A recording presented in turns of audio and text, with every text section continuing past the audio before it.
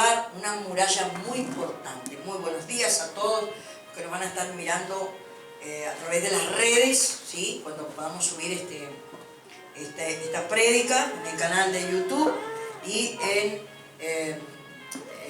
Facebook, ¿sí?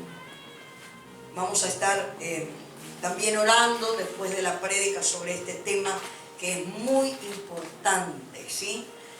Esto que vamos a tocar hoy estaba muy presente en los tiempos de Jesús también, ¿sí?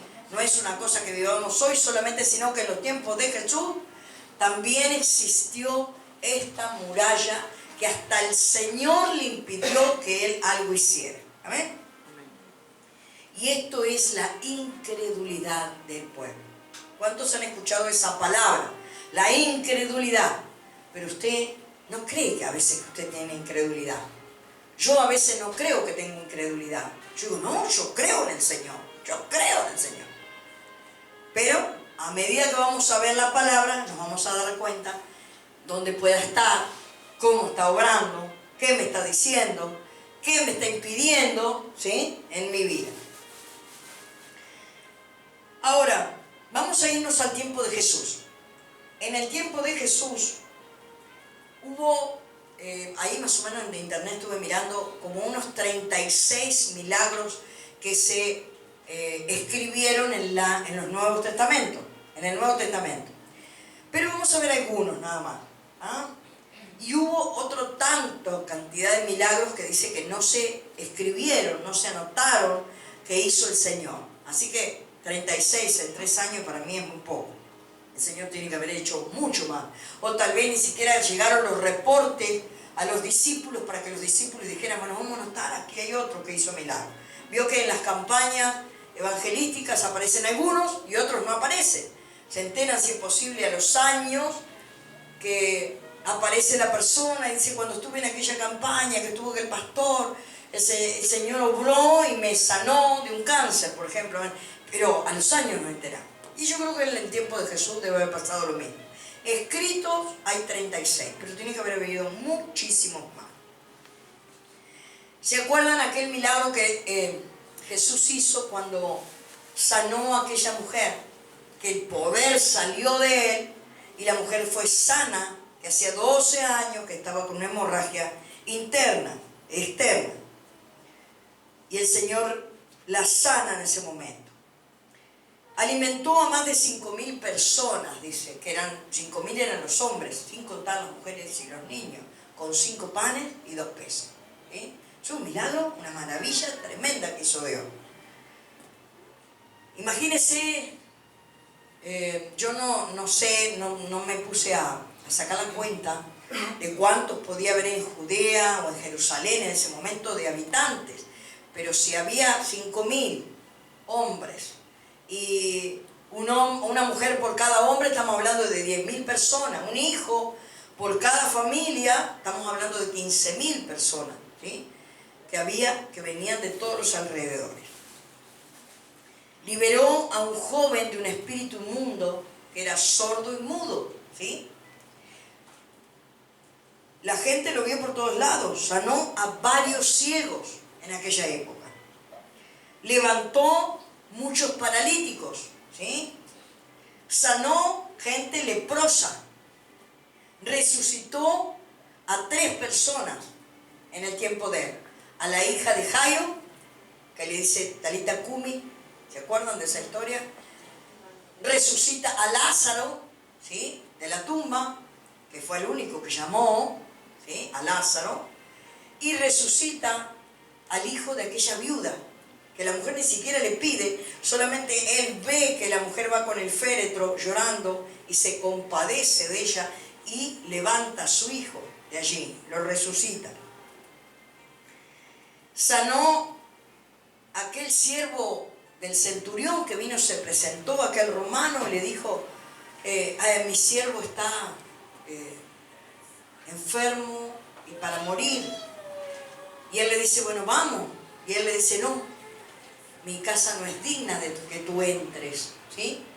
Le dice, solo envía la palabra. Fue sano, y ¿cuánta gente estuvo escuchando eso? Fue sano solamente cuando él envió la palabra, que era sano aquel muchacho. Cuando estaban en el medio de la mar, ¿sí? Y se levanta la tormenta, y estaba la barca con los discípulos, ¿sí?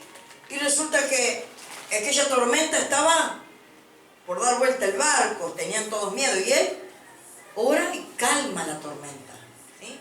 Camina sobre las aguas como nadie lo había hecho. Los discípulos lo vieron. Cambió el agua en vino. Esos son algunos de los más conocidos milagros que hizo el Señor. Les enseñó, aparte de hacer milagros, liberar a la gente de los espíritus inmundos, le enseñó la palabra del reino, ¿sí?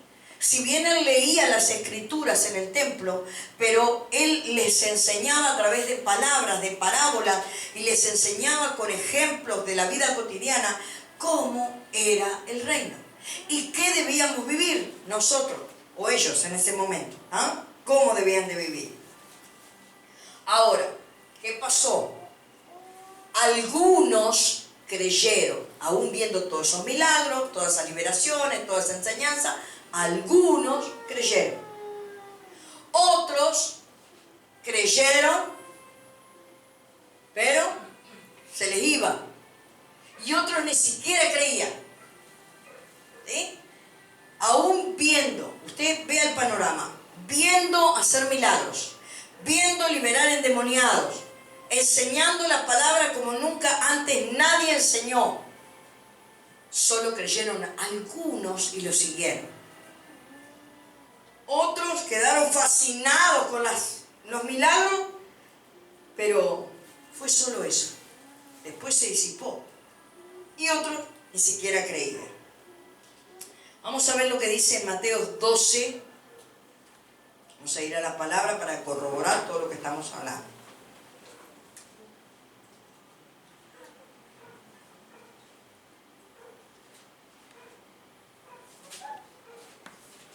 Más que pido otro poquito de agua.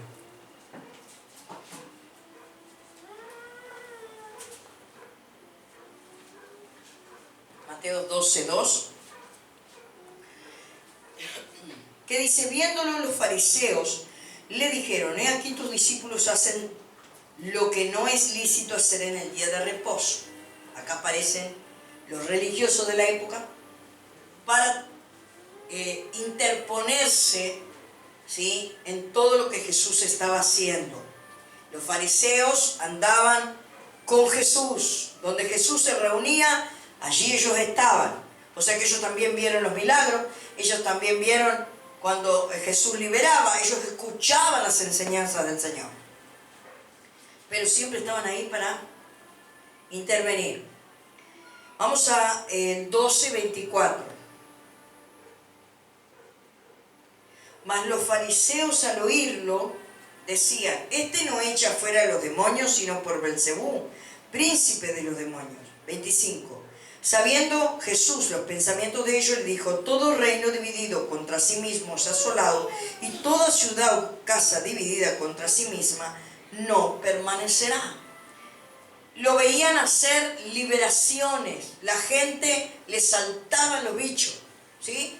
Sin embargo, ellos lo acusaban de que él estaba haciendo eso, pero con un espíritu inmundo, sacando el espíritu. Entonces él les explica claramente y le dice, es prácticamente imposible lo que ustedes están hablando, porque él no va a atentar contra su propio reino, contra su propia casa, ¿sí? El demonio o Satanás no va a sacar otro demonio, ¿sí? Entonces, es imposible que eso acontezca, porque si el mismo, y usted llévelo a su vida, si su casa, ¿sí?, usted es su reino, es su territorio, y usted atenta contra su propia casa y empieza a dividirla, empieza a traer problemas, empieza a traer otra gente a intervenir en la casa, empieza a traer terceros que intervengan, que tomen decisiones, que hagan desviar toda su vida de familia, ¿usted cree que esa casa va a permanecer de pie? No, se va a desmembrar. Porque todo el mundo se mete, todo el mundo interviene, todo el mundo opina, todo el mundo... Y usted al final no sabe para dónde va a agarrar. porque realmente la casa se dividió. Los de la casa, los de adentro se empezaron a dividir y por eso se desmembra todo. Entonces, la unidad con Dios es fundamental en el matrimonio y entre la familia, que es muy difícil llevarla, pero es muy posible lograrla con Cristo. Amén. Otra cosa, el 38 y 39 del mismo capítulo. Entonces respondieron, 38 y 39. Entonces respondieron algunos de los escribas y de los fariseos diciendo: Maestro, deseamos ver de ti señal. Más señales de las que habían visto. Querían más señales, no se conformaban con todos los milagros que habían estado mirando, la gente liberándose, los endemoniados, la gente dando testimonio. Ellos querían más señales. Dice: entonces respondieron algunos de los escribas y los fariseos diciendo: Maestro, deseamos ver de ti señales. Y él respondió y le dijo: la generación mala y adúltera demanda señal, pero señal no le será dada sino la señal del profeta Jonás. La señal de que aquel que estaba tan incrédulo que se lo comió la ballena. ¿Recuerdan? ¿Sí? Aparte, cuando Jonás va y se presenta en Nínive y declara la palabra y el juicio que va a venir, todos se arrepintieron. Mas estos que estaban escuchando a Jesús no se arrepentían. Por eso le dice que ni siquiera la señal de Jonás van a ver, porque son una generación mala y perversa. Vamos a ir a Marcos 6, 4.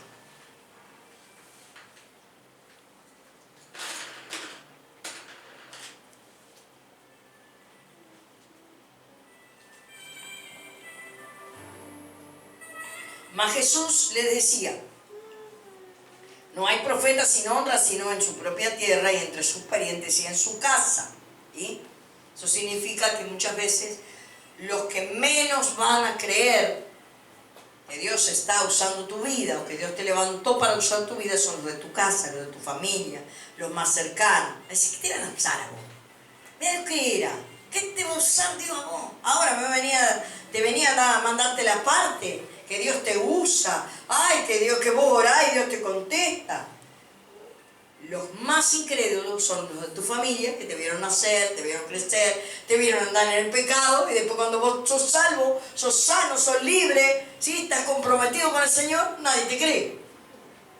O sea, Jesús no le pasó eso, porque él no andaba en cualquier cosa, pero lo habían visto crecer, trabajar como carpintero en aquel lugar, y decían: pero si este es el hijo José y de María, nunca mostró nada de niño, ahora se la viene a dar de profeta.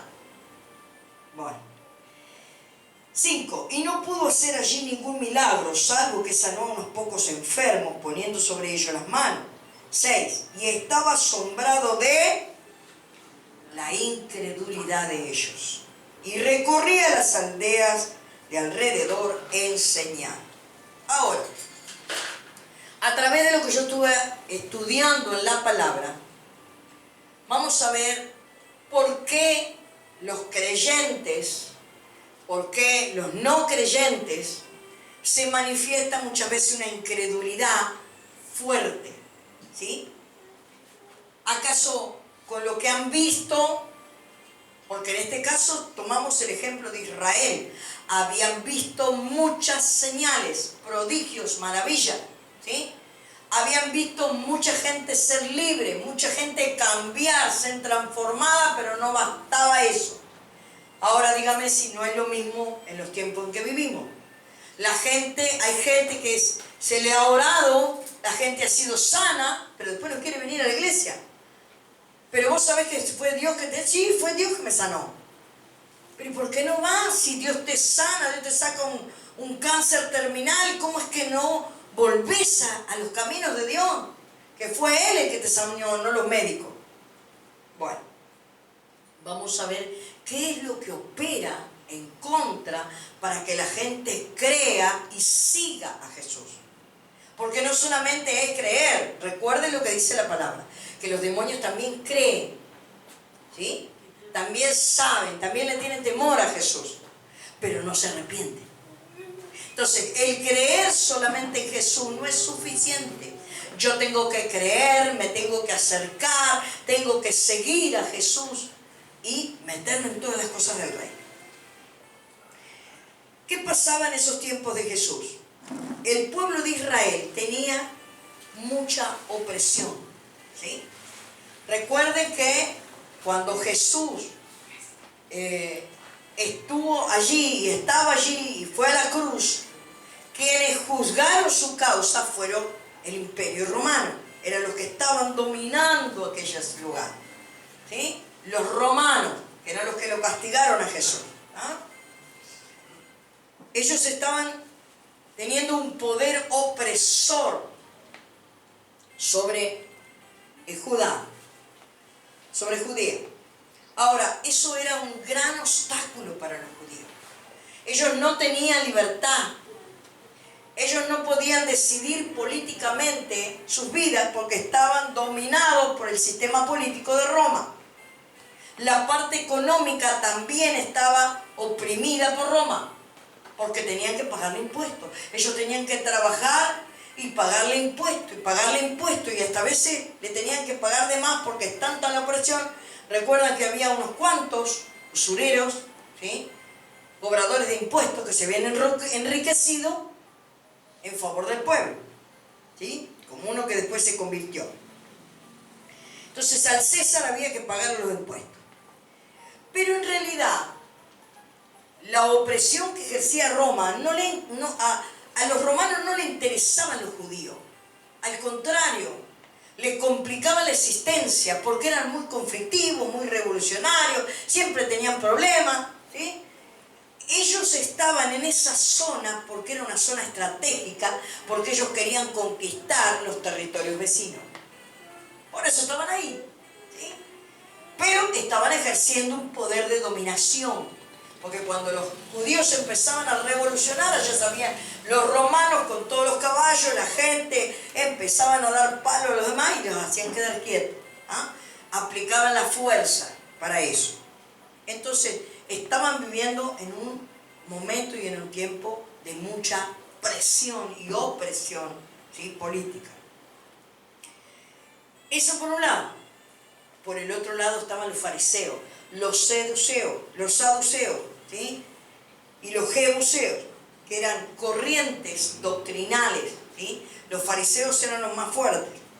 Eran el grupo religioso más poderoso, que estaba ejerciendo sobre los israelitas o judíos la presión de la religión, ¿sí? No había libertad, yo no podía escoger hacer lo que se me ocurría. Había una presión religiosa que tenía que someterse el pueblo judío. Ahora, esa presión estaba basada en tradiciones de la ley. Las tradiciones de la ley. Por eso ellos se enfrentaban a Jesús constantemente, porque defendían las tradiciones que ellos hacían o ponían para todo el pueblo. Dice que estos habían surgido después de la cautividad de Babilonia, allá por el año 587 a.C., por ahí se empezaron a formar los grupos religiosos de la época y los fariseos comienzan a nacer por ese lugar. Ahora, estaba, ya le digo, entre estas sectas de fariseos, jebuseos y saduceos, había diferencias, ¿sí? Unos creían en la resurrección, otros creían en la reencarnación, otros creían en la cosa, no. ¿Ah? Tenían un panorama bastante difícil. Ahora, en medio de estas situaciones aparece Jesús. El pueblo tenía poco conocimiento de las cosas espirituales. Solamente lo que los religiosos le decían. A su vez, la opresión de Roma, ¿sí? Ellos, poco conocimiento de las verdades espirituales.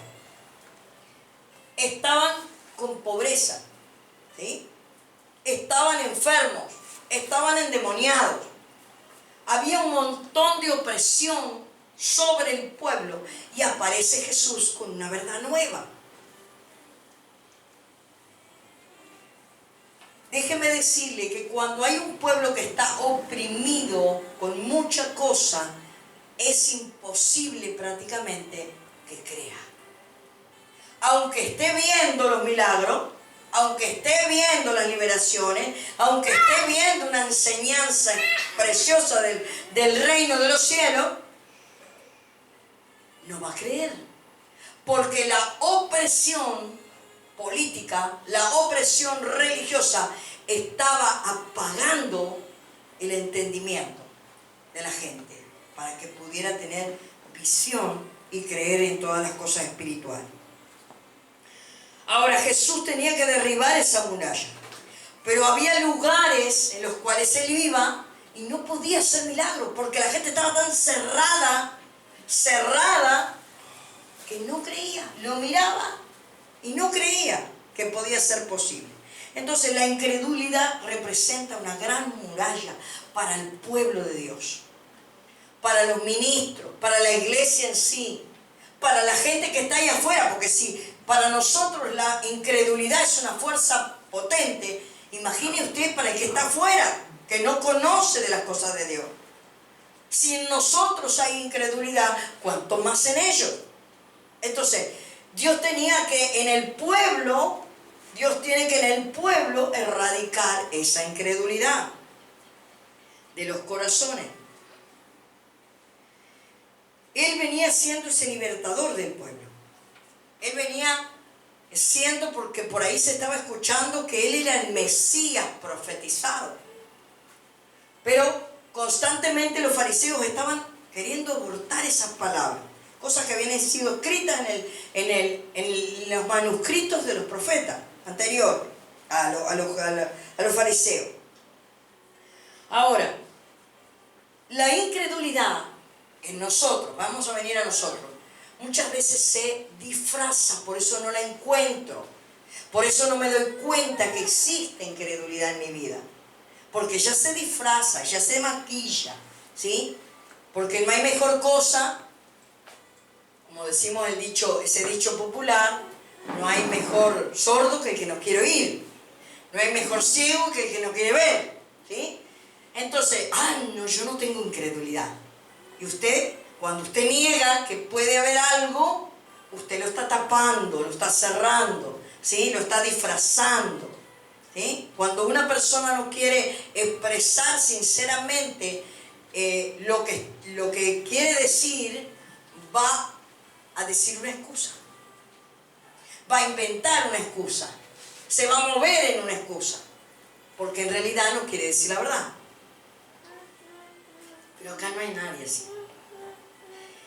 Entonces cuando Jesús empezaba a hablar, él tenía que ir rompiendo y rajando murallas. Y lo que estamos haciendo hoy a través de la palabra es romper esa muralla que ha estado en nuestra mentalidad muchos años, ¿sí? Muchos años. Todos tenemos una cierta incredulidad en algún punto de la historia de nuestra vida, ¿sí? De aquí en el presente, no hablemos del pasado, el pasado ya no se puede cambiar, pero yo puedo cambiar el presente y de aquí para el futuro. Amén.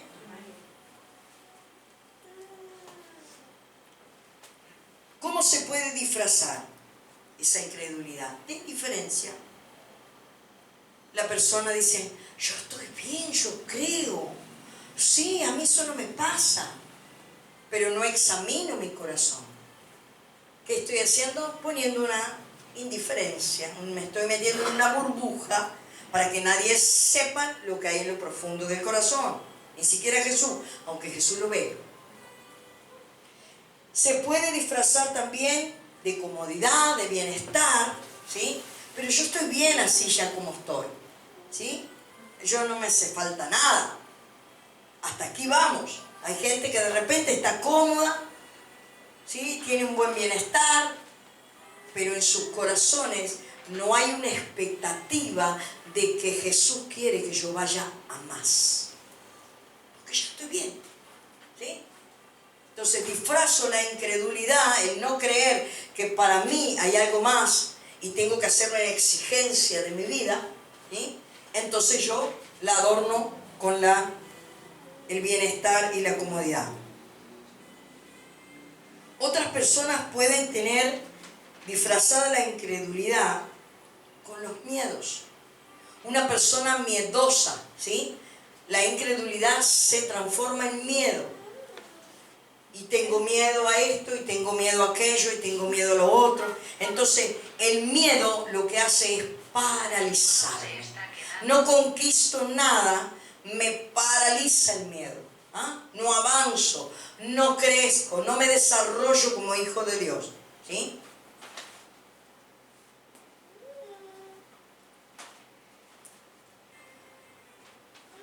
La gente no quiere muchas veces tomar riesgos ni desafíos. Bueno, porque todo es un problema, todo es un cambio, todo es una modalidad diferente y me cuesta. Pero a veces, ¿no será que soy un poco incrédulo? ¿Un poco incrédula?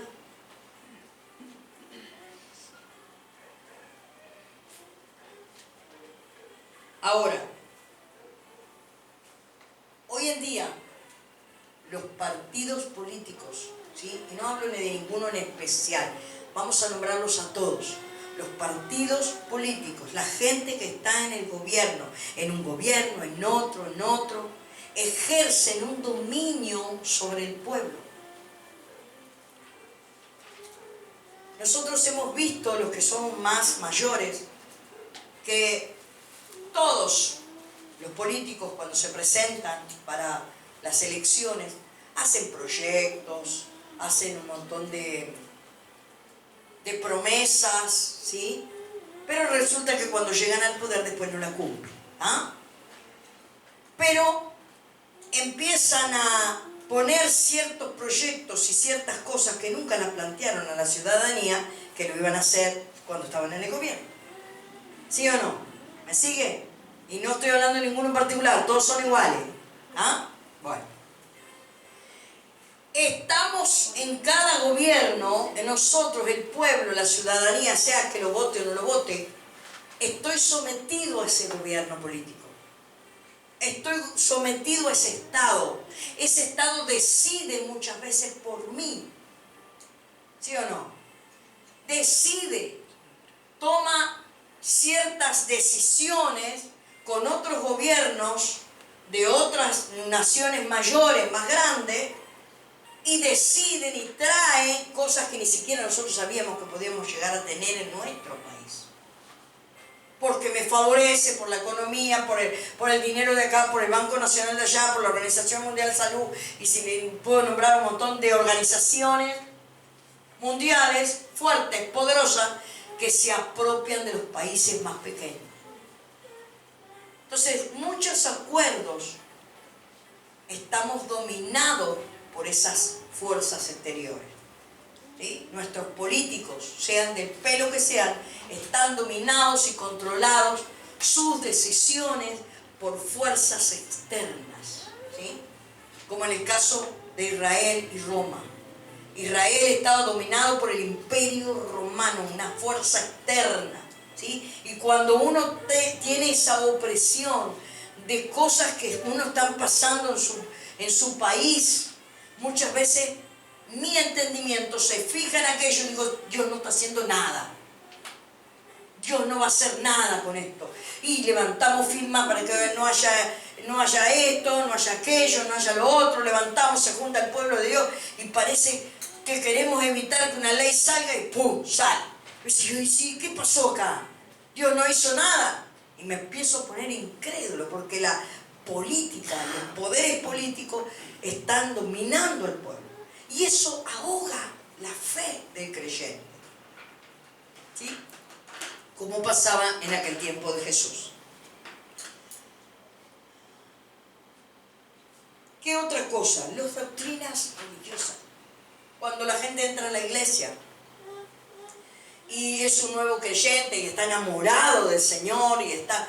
Puede a veces que nosotros entremos a algún lugar creyente, cristiano, un ministerio, una iglesia, como usted lo quiera llamar, que me estén enseñando una doctrina, que la doctrina sea más de hombre que lo que Jesús dijo y enseñó. Entonces me sometieron la cabeza, me sometieron el corazón, me sometieron la forma de relacionarme con Jesús y yo sigo al hombre y no sigo a Cristo. Entonces termino no creyendo.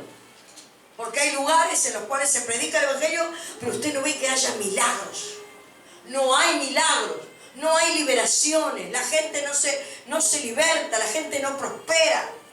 ¿Por qué? Porque hay incredulidad, porque hay un yugo de religión. Hay un yugo de religión sobre la gente. Entonces la gente cree que no, los milagros, yo tengo que ir a la iglesia porque tengo que ir a adorar al Señor y nada más, pero no va a pasar más nada. Pero la iglesia tiene que creer.